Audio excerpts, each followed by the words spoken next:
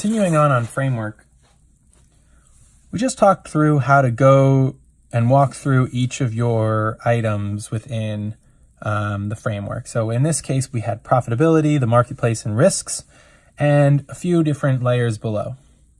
Just want to point out that I have some empty branches here, but these would be filled in if I was to do the framework all the way through.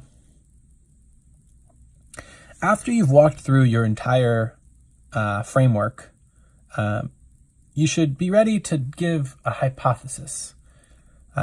We'll talk about that more in the next video, but the end of this framework is going to be something that I would call a hypothesis, why, and next step framework. This is key. We're going to talk a little bit more about this, but at the end of this framework, you're going to have to give a hypothesis for what's going to answer this question, why you think that's where we should start, and what are the next steps. So in this case, it seems like a pretty straightforward profitability problem. I might want to start in this profitability section, and I might want to address things around revenues or costs. It doesn't really matter which one you focus on. It's more of a guess than anything else. If you had some hints in the case that they said something that costs were increasing, or they said that revenues were declining, you might pick one or the other.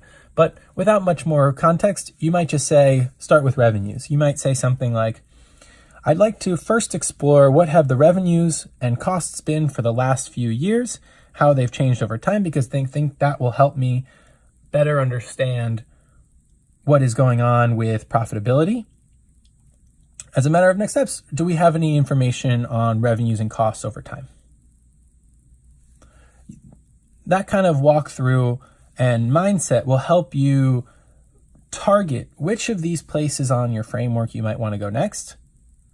And it will be kind of your guide to the next part of the interview.